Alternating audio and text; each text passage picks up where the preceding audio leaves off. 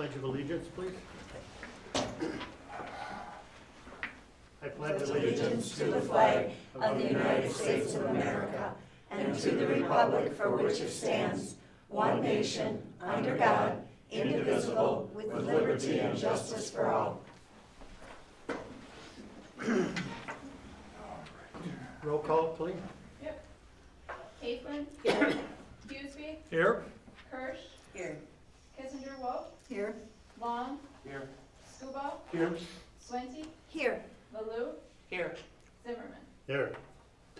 Okay, we have a quorum, adoption of the agenda. Entertain a motion to adopt the agenda as presented. I so move. Second? Okay, a motion, a second, to approve the agenda as presented. Any further discussion? Hearing none, all those in favor signify by saying aye. Aye. Opposed, motion carries. Approval of the 22-23 district budget resolution, the amount of $21,795,063.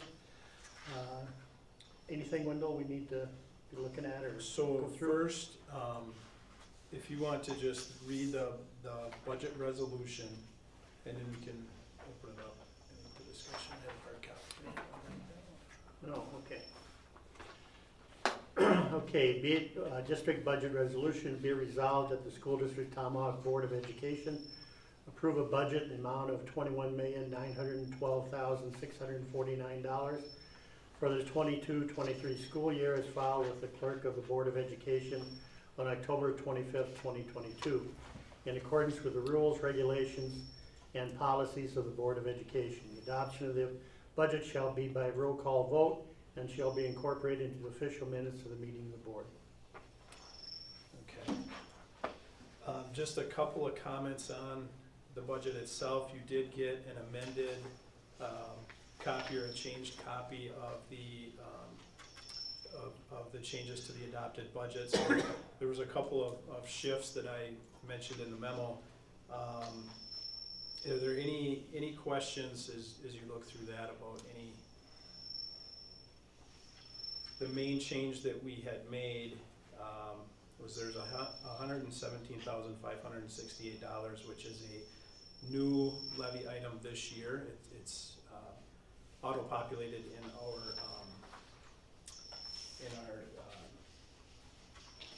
revenue limit worksheet that you guys were supplied with, this color-coded one. So in line 10H, I believe, you'll see that is there. Now that's never appeared before, and what that ultimately is to cover the number of students who qualified for vouchers who don't attend our district but attend a private school.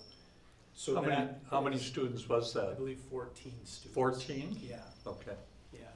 Wendell, when we get that voucher information and we, the money is sent to St. Mary's? Correct. Or, Yeah. correct? Yeah. And then let's say that student doesn't stay at St. Mary's, comes back to our school. What happens to that money? So the transaction doesn't take place until the spring, so it's always gonna be a year behind. So right now, we levy for whatever amount that they have claimed, and then it auto-populates into our revenue limit worksheet. So that goes on the levy in addition to our referendum. So it won't appear as two different levies, it all goes as school tax. So it's all included in one thing, but that portion is right around 11 cents, I think, per thousand. So then what happens is we put that amount in that 400,000 coded section that I outlined in the memo. So it will stay there until June, sometime in June, and that's when the state will then, that gets factored into both our revenue limit or our planning next year, but it also, that transaction will take place at that time. And by putting it in that source, that will not count against us in our equalization aid formula for next year, like most expenses do. That one will not. So really, it's out of our hands. It's an in and an out. It just goes in as a school tax levy. But if that student should leave St. Mary's and come over here, the money stays there. That would be factored in. In fact, there is a line item in here. You'll see we have $10,000, I think. It is line 10E in that revenue limit. So this is just an example, but it says prior year open enrollment unaccounted pupils, and you'll see that. So they factor those in on this sheet. So it's always the following year, but yeah, that would be accounted for, and it would be factored into this revenue limit worksheet. And a credit basically would be issued at that time, if that makes sense. I have one quick question. In our agenda, it notes 21,795, 063, and our total expenditures on the budget sheet is 21,912. It was I think updated. it was It updated. was Yep. What I have. Yep. Okay, so I just didn't print very well. The latest one, yeah. Perfect. Yep. Okay. That'll teach me to do it the day before. She thought she made a mistake. Okay, perfect, thank you. Anything else? No. Any other questions? Can I entertain a motion then to approve the budget resolution as presented? I so move, Baloo. Second. Kurt. Second? Okay, roll call. Colleen? Okay, Baloo, Yes. Kirsch, Yes. Kissinger Wolf, Yes. Long, Yes. Scuball, Yes. Swinte, Yes. Zimmerman, Yes. Kaufman, Yes. Hughesby. Yes. Okay. Next item is the approval of the 22-23 district tax levy necessary to support the 22-23 budget in the amount of $14,083,373. Anything there? Resolution for that one. Okay. District tax levy resolution, be resolved that the school district Tomahawk Board of Education approve a tax levy in the amount of $14,083,373 for the 22-23 school year for operation and maintenance of the school district Tomahawk as filed with the clerk of the Board of Education October 25th, 2022, in accordance with the rules, regulations, and policies of the Board of Education. This motion is based upon the Wisconsin statute section 120.12(3)(c) and 120.12(3)(d), and upon a determination that the annual meeting has voted a tax levy for operation of the school district of Tomahawk is greater than what this resolution provides and what is permitted underneath the limit under Wisconsin statute what's C? What is that? Subsection. Oh, thank you. Subsection 7 of section 121. Thank you. Just a couple of comments on this. So we did see an adjustment from what we had talked about at the annual meeting. In mid-October, all of our actual numbers come in, so we were waiting for those. And when we did get all of that entered and into our revenue limit worksheet, one of the things that we saw was a pretty significant increase to our equalization aid for this year, and that's partly due to low expenditures last year, not having the referendum. We spent less money. We also saw an increase 2 years in a row, and just slight increase, but an increase in our student population. And right now, if you look at this sheet that was included, you'll see on the left-hand side that those 3-year averages are there for you. So the last time we had a declining enrollment year was in 2020. So if we have another year going in next year where we increase our student population, then we will have all 3 years where we will be on that upward trend, and that will help in that process as well. So that's a good thing, that's a positive thing. And then the last thing that affected our equalization aid was the fact that we did have property values that increased dramatically throughout our community, but they did not increase at the same rate or pace or amount as was seen across the state. So this, you hear sometimes Sandy has talked about negative tertiary and how our district is in that realm. Well, that basically is to sum it up really quickly, the amount or percentage over the average property wealth within districts. So for us, we're at about 106%. So that as that number kind of creeps its way back, we become less negative tertiary, which is a good thing, but it'll be a long way to go before we actually get out of that category. We would need a huge spike in student enrollment or see some significant changes within our values of our property. So So we did see, good thing is, we did see about a 54% increase in our equalization aid going into this year. That helps this year, but then as we, pass the referendum going into next year, we won't have that same increase in equalization aid. So it'll level out over time. But if you look down at that revenue limit worksheet, it does give us our levy rate. So that rate went from what we anticipated being around $7.85 per 100,000 down to, or per thousand, down to around $7.11. And that includes the 11 cents that we talked about earlier to cover the voucher. So it would have been right around $7 as a mill rate, which would drop us dramatically over what we've seen in previous years. So that's kind of where we are as far as the tax levy goes for this coming year. Any questions? Wendell, are we still getting ESSER funds? Yep. And that through the end of this school year? 2024. Through 24? Yep. One more year, yeah. Yep, so we have one more year to spend them, so, But I just think it's important that, as, we're gonna probably need another referendum in 3 years, that we always give the full picture when you talk on the radio or when we put a news article out. We always tell the full picture that says, it looks like we're gonna have $1 million excess this year, but in our budget, in our fund, general fund, but that's gonna disappear, part of it next year and then the following year, and we're also losing funds. So, I just think we gotta keep telling the whole story, or people are gonna think that we don't need another operational referendum, and we sitting in this room know we do need another operational referendum. I agree wholeheartedly, and it's 5 staff members currently that are funded through ESSER funds. So in 2 years' time,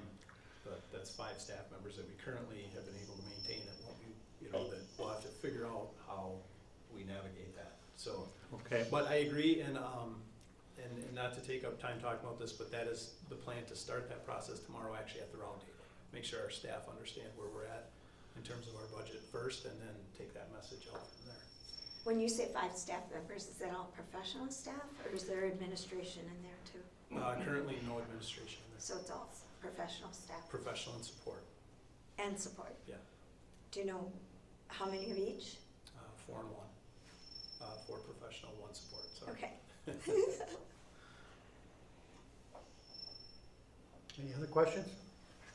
Okay, then I'd entertain a motion to approve the 22-23 district tax levy as presented. So move. Long, second. Okay, a motion is second to approve the 22-23 district tax levy as presented. Any further discussion? Hearing none, all those in favor signify by saying, do we have to do a roll call on that? Yeah, let's. Okay, let's do a roll call then. Okay. Hughesby, Yes. Long, Yes. Screwball, Yes. Swente, Yes. Baloo, Yes. Zimmerman, Yes. Caitlin, Yes. Kirsch, Yes. Kissinger Wolf. Yes. Okay. Okay, anything else we need to discuss at this meeting? Did you want a round table, like not having more than 4 there? We don't, we don't need to discuss that in an open meeting, I don't believe, so that. Oh, okay. Can I ask a question? When, with the Hatchet Pride, we had Incredible Bank and Park City making 5-year contributions. Where does that show up in here in the budget? Say that one more time? Incredible Bank and PCA had a 5-year commitment to do 10,000, 5,000 respectively. What item does that show up under? Does that show up under capital, or is that in general fund, and that's going to the Hatchet Pride to cover that account? Those, I believe would be, I don't know. I will check Okay. with Sandy and get back to you on exactly what count those are put into. Mm-hmm. I don't wanna give you false Yeah. information, so. Because that just came up, I was thinking about that, where does that money go and how does that reflect? Because I'm looking at the capital fund, this capital project fund on 40 with the 286 under the audited 2021, and I'm assuming, but I didn't ask it, that would have been Hatchet Pride? Possibly, yes. Donations It's- in I there, know it's and it not goes in down the to Fund 200. 46, so if it was, it would be in that top number. Okay, But I will check and get back to you. Yeah, I'm just wondering if those funds are continually rolling in, because that was a 5-year term that they were doing with that. I guess, Deb, to answer your question too, maybe it's, we can talk about that, it's not an agenda item, but if we, Yeah. if we wanna add it in there as just a, we don't have board referral on here, but, I did reach out to WASB and just asking how do we post that meeting? And the recommendation that we got, one is try as hard as you can not to have a quorum. Anytime you do any type of a meeting and there is a quorum, it opens the door for some potential issues. As far as the roundtable goes, in my mind, I'm looking for complete transparency, but I don't expect any of you to be there in a capacity where you are fielding questions or expected to act. If you do have a quorum and some of those things were to occur, then you're kind of in a situation where if they appeared on a ballot, there was never an agenda and all these things, and you acted on it, that sort of thing. So what he recommended, I talked to Scott Mickish, was that you try to avoid two things: a quorum of the whole and a quorum of any one given committee. So best case scenario is if you guys figure out we could do a rotation, this won't be obviously the only roundtable I do, and if we did a rotation where we took one representative from each committee each time, again, if you want to all be there, that's not completely out of the realm of possibility. It's just I will preface it as we get there and saying that you're there to basically be present and observe, but not necessarily to field questions or take any actions and that sort of thing. And we'll just have to be careful if something like that were to come your way. I don't anticipate anything will, but there's potential there, so it's something to be aware of. So it's up to you, kind of in how the board would like to do that. Is it something that can be taped and that we can watch on Zoom? I didn't plan Just on recording Kind of it. see what was going on with it? I'm just throwing out an idea. Yeah, I don't even know what we have for, like, how to do that with cameras and that sort of thing, because it's in the middle school cafeteria. Maybe something to consider for future meetings. And just kind of that way, I mean, if you had a, we can observe it, right? You can send it out. So who's interested in attending this meeting tomorrow? I was, Who? I can't. I thought I could, but I cannot. Ann? So that's one out. Anyone else? I'm gonna be going. I'd like. Okay, those three. Is that okay? Is everyone else? That's Well, fine. I'm gonna be. Which, There, So- we have a quorum. well, we will on the policy committee. yeah, But Kay we'll and just have to avoid any Oh, okay. policy committee topics, so that would be the only thing. I'm sure that's gonna come up. yeah. Well, and you're both on the policy Yeah. committee? Okay, But that Yeah. will be okay. And in the past, we had posted that there may be a quorum, like when we did the teachers serving them breakfast for the open house, and that we had posted that there might be a quorum, but no action would be taken, but if you talk to someone with that. Yeah. It's that's what posted we that way, posted. yeah. okay? Good. Anything else? Do we have a motion? Did we vote? I thought did we finish? We did. No, Okay. I have the power to do that. Yeah. I've been No, informed. We finished the motion. Okay, yeah. Okay? All right, then I'll adjourn the meeting.